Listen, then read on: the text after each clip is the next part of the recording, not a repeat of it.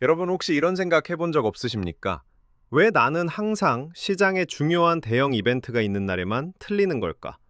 분명 호재 때문에 아무 일 없을 거라 생각했던 날은 갑자기 비트코인이 미친 듯이 떨어지고 반대로 대형 악재가 터졌는데 가격이 올라가서 핸드폰만 만지작거리다가 결국 매수 버튼을 누르지 못하고 상승을 놓친 경험 말입니다.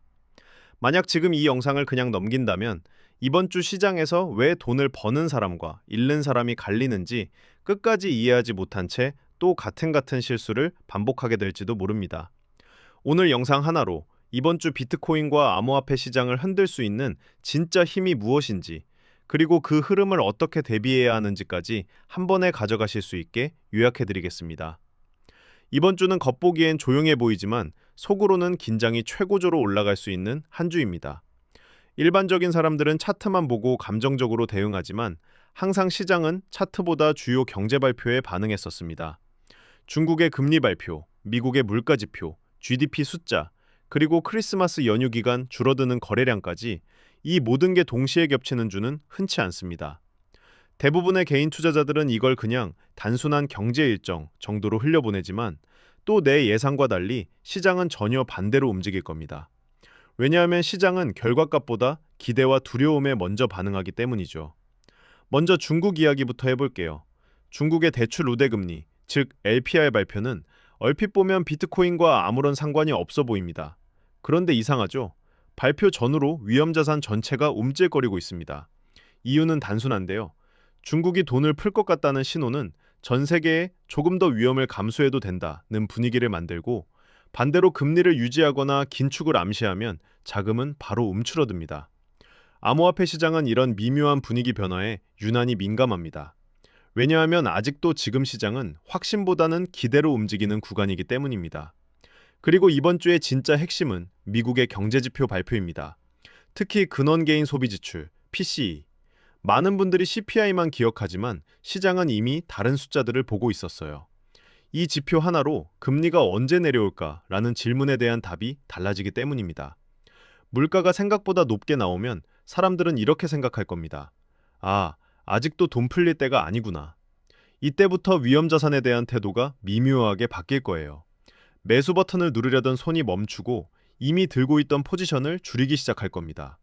반대로 수치가 낮게 나오면 아무 일도 안 일어난 것 같은데 갑자기 시장에 숨이 트이게 됩니다. 여기서 첫 번째 반전이 나옵니다. 많은 사람들이 좋은 지표면 가격이 오른다고 생각하죠.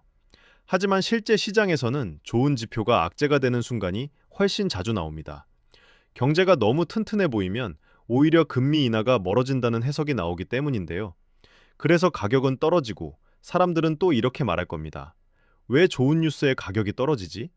이 질문을 하는 순간 당신은 또 이미 시장보다 한 박자 뒤에 서 있는 겁니다.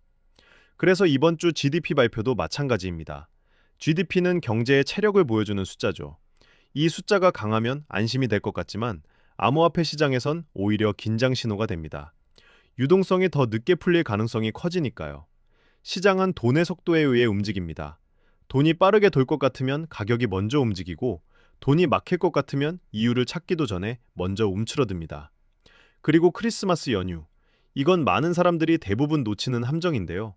미국 증시가 쉬니까 연휴 기간에는 조용하겠지라고 생각할 수 있지만 실제로는 반대입니다. 거래량이 줄어든 시장에서는 오히려 작은 주문에도 가격이 크게 흔들리는데요. 평소에는 자연스럽게 흡수되던 작은 매도 가격도 이 기간엔 가격에 민감하게 반영됩니다. 그래서 별것 아닌 뉴스에도 급등, 급락이 나오는 걸 종종 볼 수 있어요. 만약 이걸 모르고 과도한 레버리지를 유지한 채 연휴를 넘기는 사람들은 다음날 아침 계좌를 보고 멍해질 수도 있으니 레버리지는 어느 정도 규모를 축소시키는 게 바람직하다고 생각해요. 여기서 또 하나, 아시는 분들은 모두 아시겠지만 바로 CME 비트코인 선물 갭입니다. 비트코인은 주말에도 쉬지 않고 돌아가는데 전통 금융시장은 멈추어 있죠. 하지만 그 사이에 벌어진 가격 차이 때문에 월요일에 생기는 이 갭을 두고 사람들은 마치 반드시 메워질 운명인 것처럼 이야기하고 하는데요. 그런데 불편한 진실 하나를 말씀드리자면 갭은 수학 공식처럼 절대적인 법칙이 아니라 사실 심리의 흔적에 가깝습니다. 많은 사람들이 그 자리를 의식하기 때문에 가격이 그쪽으로 끌려가는 것처럼 보일 뿐이거든요. 사실 정말 추세가 강하다면 갭은 무시되기도 합니다. 그래서 CME 갭을 절대 공식처럼 믿는 순간 시장은 꼭 그 반대로 움직여서 사람을 시험할 수도 있으니 절대로 맹목적인 베팅은 하지 않으셨으면 해요. 그리고 지금 암호화폐 시장에 상징적인 인물이 있죠. 마이클 세일러. 그가 의미심장한 메시지를 올릴 때마다 사람들은 항상 기대를 하는데요. 실제로 그 기대만으로도 가격이 종종 반응하곤 합니다. 하지만 중요한 건 그의 발언이 시장의 본질을 바꾼다기보다 사람들의 기대를 한 방향으로 몰아넣는 역할을 한다는 점인데요.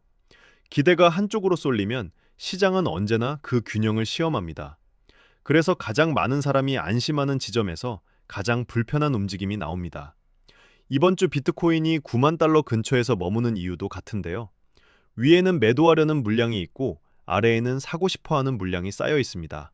시장은 그 사이를 오가며 사람들의 인내심을 갉아먹고 있어요. 여기서 조급해진 사람은 비싸게 사는 거고 무서워진 사람은 싸게 파는 겁니다. 결국 시장은 언제나 감정대로 매매하는 사람들로부터 돈을 가져갑니다.